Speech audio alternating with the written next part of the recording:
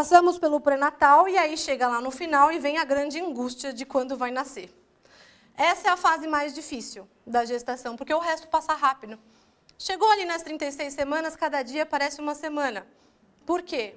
Medo, insegurança, expectativa. Muita gente opinando para saber o que vai acontecer. E a gente precisa realmente saber quais são os sintomas mais comuns para ficar um pouco mais tranquila e saber o que esperar. Que a pior coisa é uma gestante insegura aqui nesse momento. Porque vai ficar com medo, vai ter medo de sentir dor e acaba realmente pedindo muitas vezes uma cesárea que não teria uma necessidade. Então, o tempo normal de gestação é de 40 a 42 semanas.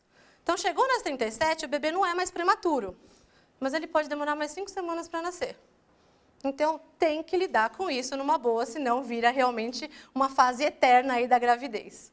A gente calcula sempre com a última menstruação e o primeiro ultrassom para ter realmente essa data da data provável do parto mais precisa e orientar em relação ao final da gestação.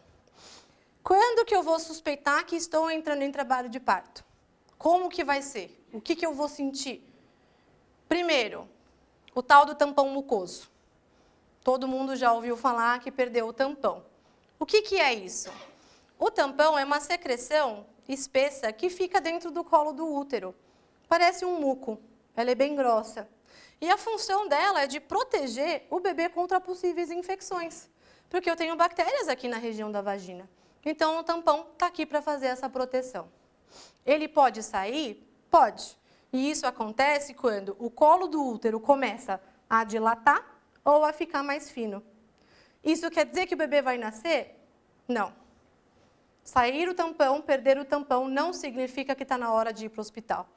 Tá? Por quê? Esse tampão pode sair dias ou semanas antes do parto. O significado disso é, alguma coisa mudou aqui embaixo.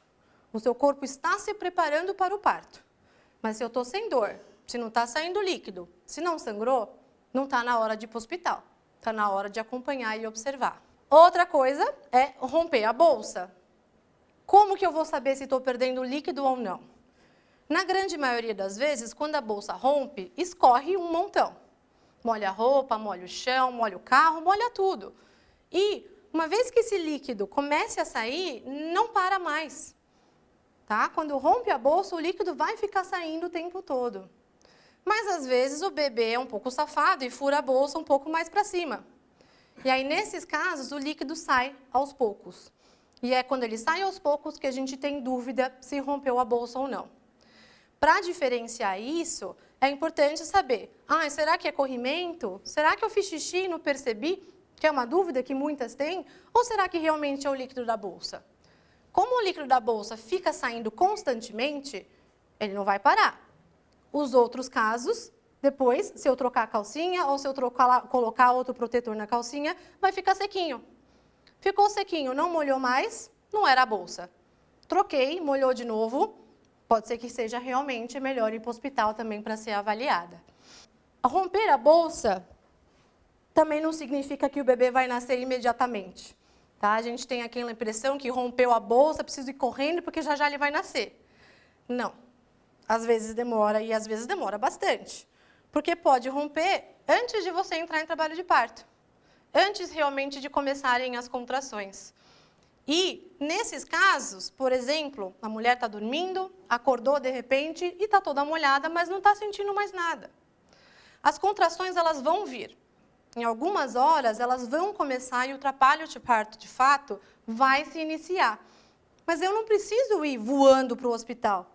Porque eu não estou sentindo nada, eu estou perdendo líquido. Eu posso ir com calma. Não precisa sair ligando para todo mundo falando que já vai nascer, porque vai demorar. E, às vezes, a família chega antes da gestante no hospital. Então, tem que tomar cuidado em relação a isso também. Algumas situações, realmente, acaba sendo uma urgência. Se esse líquido, quando sai, tem uma cor esverdeada, que seria o mecônio, que é o cocô do bebê, ou se tiver sinal de sangue, pode ser alguma complicação. Pode ser que meu bebê não esteja bem, e aí sim eu preciso ir o mais rápido possível para o hospital. As contrações, que acho que é a maior angústia no geral em relação à dor, como que é essa dor, e ela vai ser percebida como uma cólica aqui na região inferior do abdômen. Algumas mulheres sentem cólica aqui na região lombar. Cólicas aparecem durante toda a gestação. As gestantes sentem a barriga endurecer, mas na grande maioria das vezes não tem nenhuma dor. Sente que fica durinho, o bebê está agitado, ou você teve um dia agitado, e essas contrações são mais frequentes. Essas contrações sem dor não fazem o colo do útero dilatar. Essas contrações melhoram com repouso, melhoram com remédio, elas vêm de vez em quando e param, de uma em uma hora, às vezes vem 3 seguidinhas, ela não tem um padrão.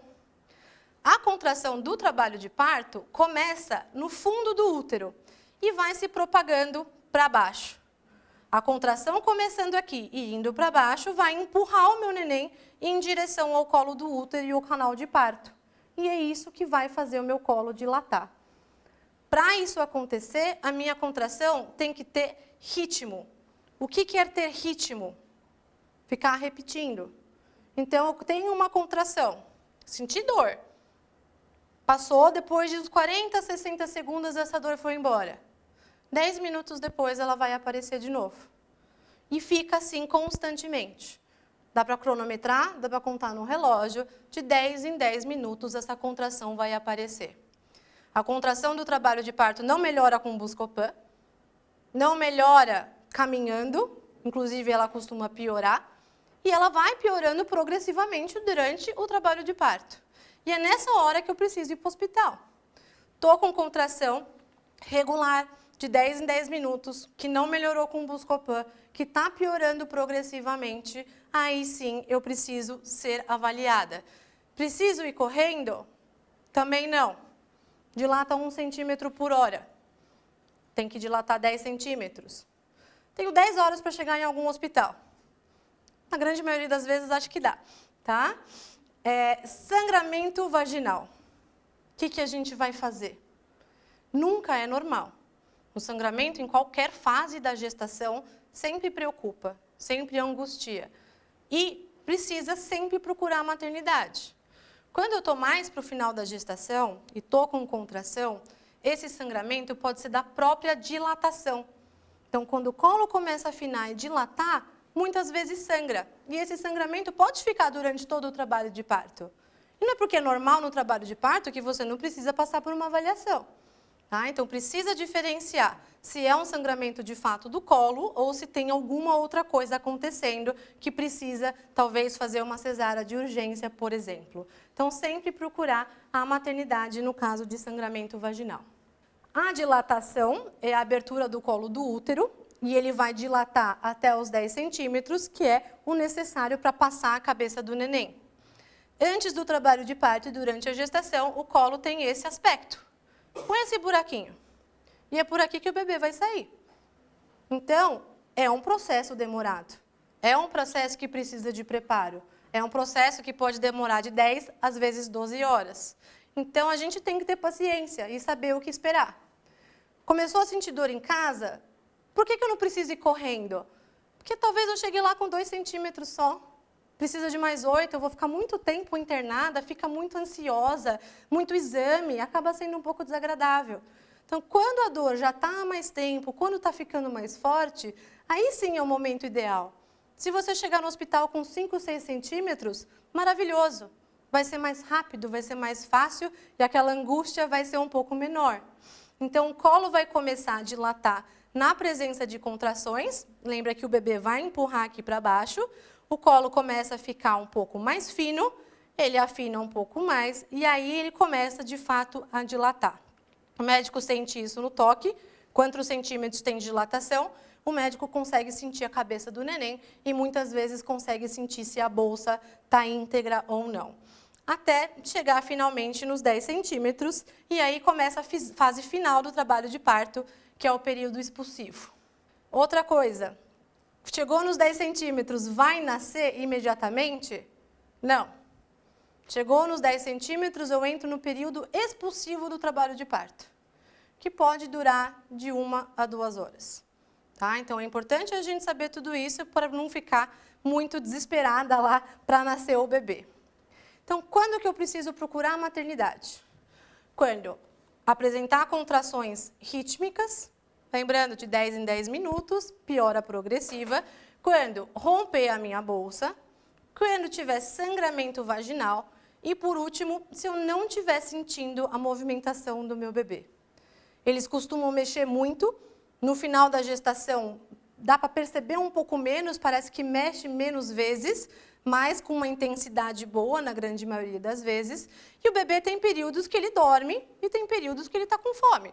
Então, às vezes, nessas 6 horas, ele estava descansando um pouco e ele vai acordar e vai se movimentar.